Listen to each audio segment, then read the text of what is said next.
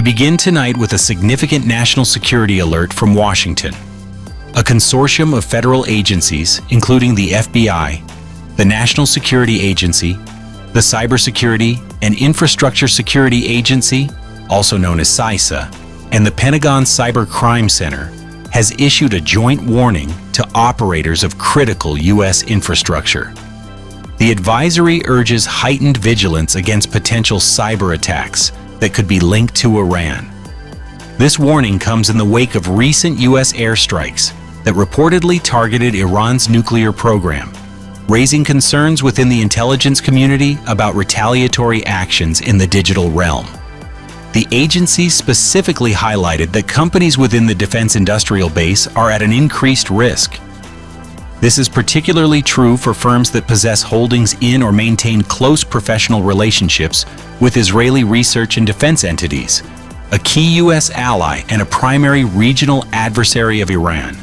The joint statement did clarify that federal agencies have not yet seen specific indicators of a large-scale, coordinated campaign being actively prepared to target U.S. infrastructure. However, the threat is considered credible enough to warrant this proactive and public measure. The advisory strongly encourages all critical infrastructure operators, which includes vital sectors like energy, finance, transportation, and communications, to familiarize themselves with the known tactics of Iranian state-backed cyber threat actors. They are urging companies to immediately implement actionable mitigations, such as patching known software vulnerabilities, strengthening access controls, and heightening network monitoring to harden their cyber defenses against potential intrusions. Turning to domestic politics, President Donald Trump this week celebrated a major legislative victory while simultaneously marking the opening of a new detention facility for illegal immigrants in Florida. The facility, located deep in the Everglades, has been dubbed Alligator Alcatraz by some, a nickname reflecting its remote location and the surrounding wildlife. Situated at the Dade Collier Training and Transition Airport, a remote airstrip about 36 miles southwest of Miami, in the small town of Ochapi, the new center is designed with a capacity to hold nearly 3,000 individuals. During his tour of the site, President Trump received news that the Senate had narrowly passed his sweeping legislative package, which has been branded the One Big Beautiful Bill. For the president, the trip served to underscore a core message of his administration: the pressing need for congressional funding to expand the nation's immigration detention capacity, a key component of his broader mass deportation agenda. However, the passage of this significant bill is also generating considerable economic debate on Capitol Hill and beyond. As the Senate works to finalize its own version, an analysis of the House bill by the nonpartisan Congressional Budget Office projects a substantial impact on the nation's finances. The CBO estimates that the combination of tax and spending cuts contained within the legislation could add as much as $2.4 trillion to the federal deficit by the year 2034. This projection has reignited a classic economic argument. While many economists express concern over the long-term consequences of rising deficits, others contend that the proposed tax cuts could stimulate enough economic growth to increase overall government revenue, thereby offsetting the initial cost. Interestingly, the apparent legislative indifference toward the deficit has drawn comparisons to a school of thought known as modern monetary theory, or MMT. Proponents of MMT argue that for a country that issues its own sovereign currency, like the United States, spending deficits are not inherently problematic and do not carry the same risks as household debt.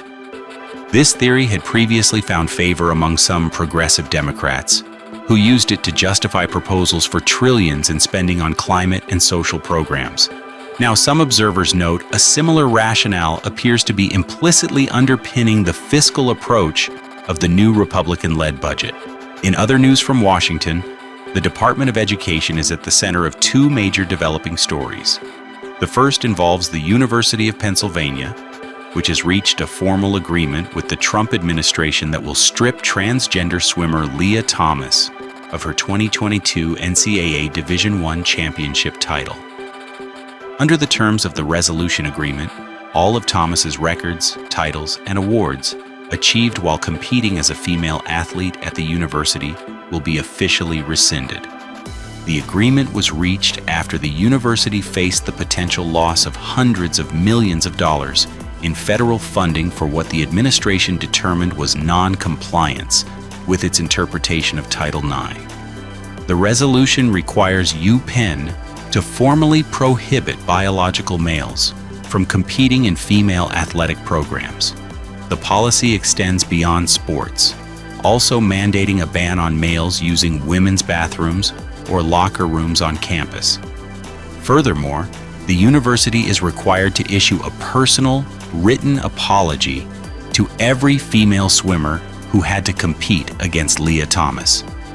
In a statement, Education Secretary Linda McMahon hailed the deal, calling it a, quote, "great victory for women and girls, not only at the University of Pennsylvania, but all across our nation." This settlement is not the only recent action by the Department of Education that is drawing national attention. A coalition of 16 Democrat-led states has filed a federal lawsuit against the Trump administration following the termination of approximately $1 billion in mental health funding for schools nationwide. The lawsuit, spearheaded by New York Attorney General Letitia James, was filed in U.S. District Court in Seattle. It alleges that the cuts to two key federal initiatives, the Mental Health Service Professional Demonstration Grant Program and the School-Based Mental Health Services Grant Program, are unlawful, unconstitutional, and ideologically motivated. These programs are designed to increase the number of counselors, social workers, and psychologists in schools. The states argue that the Education Department's sudden termination of the grants violates the Administrative Procedure Act and unconstitutionally overrides Congress's directive to ensure equitable access to education and critical mental health support for all students. For its part, the administration is defending the decision. Officials have stated that the funds were being improperly diverted by some recipients toward diversity, equity, and inclusion, or DEI, initiatives, which they claim are unrelated to the core mission of providing direct student mental health services. The lawsuit seeks to have the funding fully reinstated, setting up a major legal and political battle over the future of federal education policy and the separation of powers.